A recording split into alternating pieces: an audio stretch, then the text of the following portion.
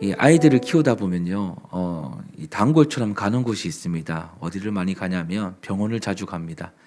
병원을 가는 이유가 이렇게 찾아보니까 좀 통계적으로 자주 가는 이유는 사실은 별거 아닌데 주로 감기 때문에 갑니다.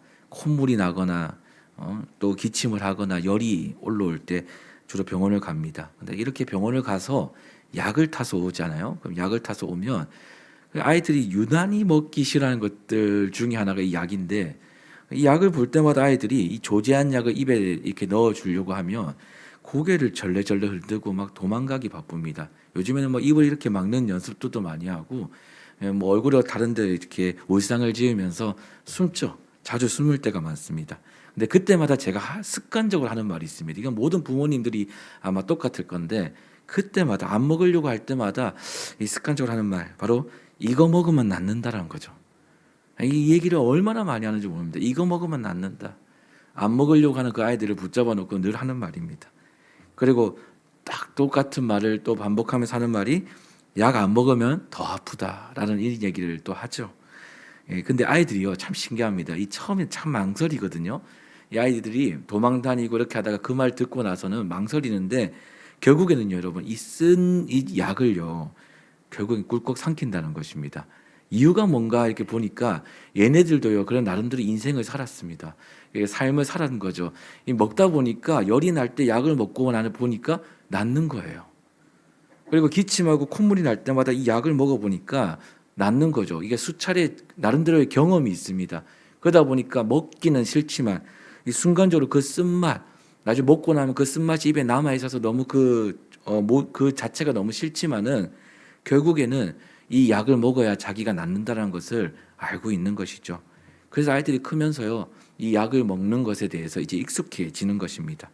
제가 오늘 이 말씀을 드린 이유는 뭐냐면, 하나님의 말씀이 그런 것 같아요. 우리에게서 하나님의 말씀이 우리 삶에 들어올 때, 하나님의 말씀이 우리 귀에 들려질 때, 또 하나님의 말씀이 오늘 여러분과 같이 이렇게 말씀을 사모하는 심령으로 이 자리에 와서 그 말씀을 오늘처럼 오늘 본문의 말씀을 비유하면 먹을 때, 먹기 위해서 오셨을 때 종종 이와 같지 않는가? 처음엔 낯설고요, 때로는요, 이 말씀이 우리에게 삶에 되게 부담스럽게 느껴질 때가 있는 것이죠. 때로는 내 삶과 맞지 않는 건 아닌가? 이 말씀이 오늘 그렇게 우리에게 느껴질 때가 있다는 것입니다. 근데 여러분, 이 말씀을요, 우리 아이들이 그렇게 약을 먹는 정말 아이들과 같이요, 눈을 감고 한번 꿀꺽 삼키고 마음에 품고 다시 그거 말씀을 의지해서 살아내다 보면요, 우리도 알게 되는 것이죠. 어느 날 갑자기 우리 안에서 놀라운 변화가, 생각지도 못했던 이 말씀을 정말 힘들지만은 꿀꺽 삼키고 그 말씀을 마음에 품고 다시 한번 살아내려고 애를 쓰다 보면 나의 노력은 거기밖에 없지만은 어느 날 갑자기 내 안에서 어떤 일이 벌어지냐면 놀라운 변화가 시작된다는 것입니다. 그때부터 하나님이 그 말씀을 보시고 씨앗이 내 마음에 뿌려진 것을 보시고 하나님의 역사를 하나님 그때부터 나타내신다는 것이죠. 우리가 그런 체험을 하면서 여기까지 왔다는 것입니다. 그리고 하나님의 말씀 자체가 이것을 알게 되는 것이죠. 얼마나 큰 능력인지, 그 말씀 자체가 그 능력인지를 우리의 신앙생활의 연륜, 자라면서 깨닫게 된다는 것입니다.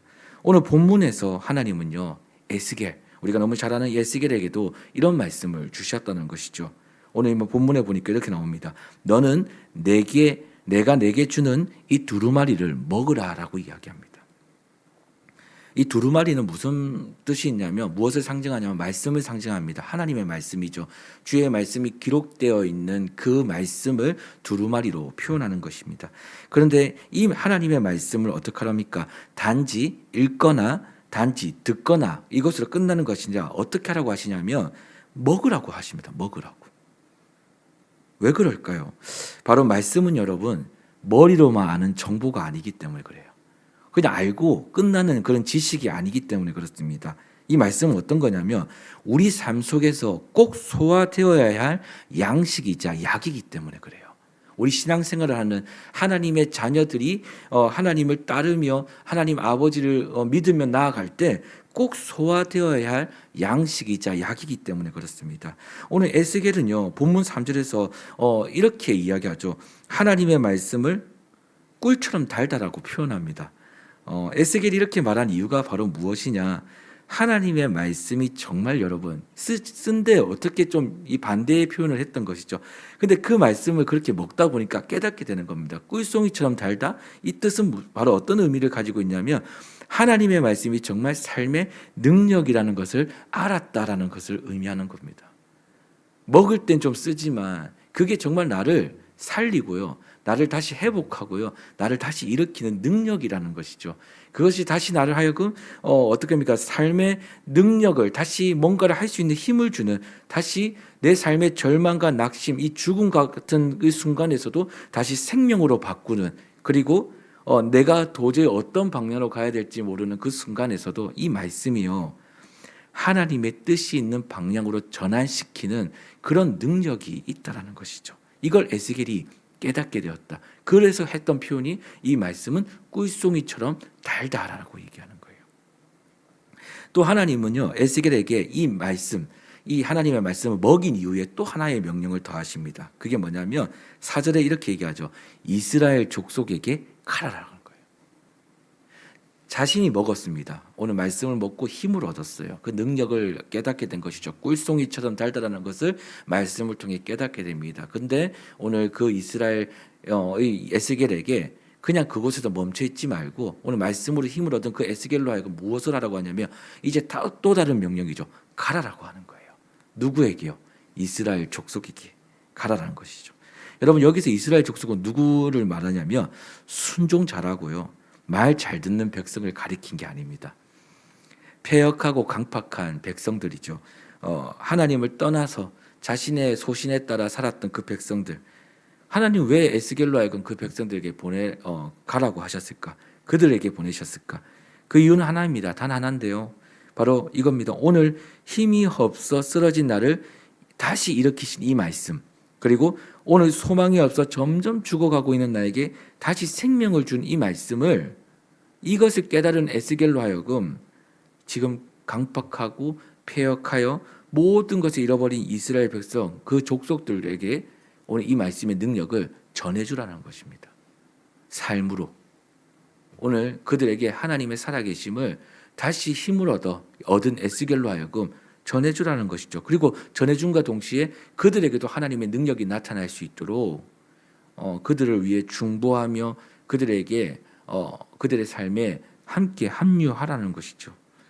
하나님은 말씀을 먹어 자신의 능력으로 준비되어진 에스겔로 그래서 가라라고 얘기하시는 겁니다. 오늘 말씀을 보니까 여기 얘기합니다.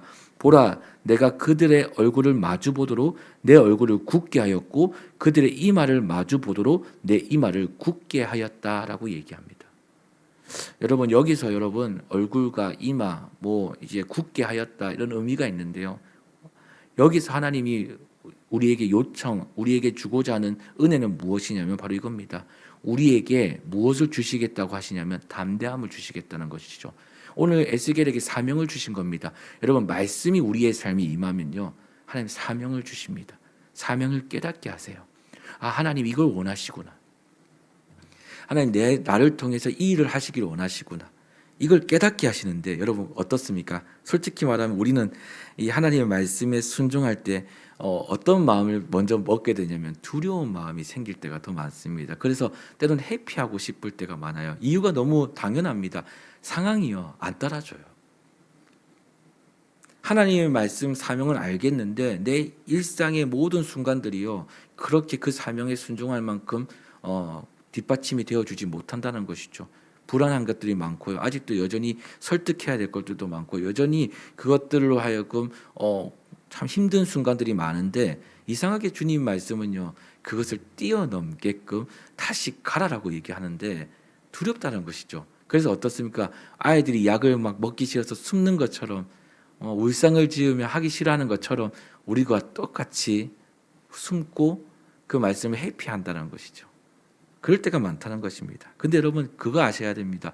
오늘 말씀이 우리를 굳게 하신다. 하나님이 우리 얼굴을 굳게 하실 거고 우리의 이마를 굳게 하실 거다. 이 말은 뭐냐면 하나님의 의지인데요. 하나님의 말씀을 우리가 믿고 마음에 담고 그렇게 살아내고자 한 발짝 내디딜 때 하나님 어떤 은혜를 주시냐면 우리에게 선물 하나 주시는데 담대함을 주세요.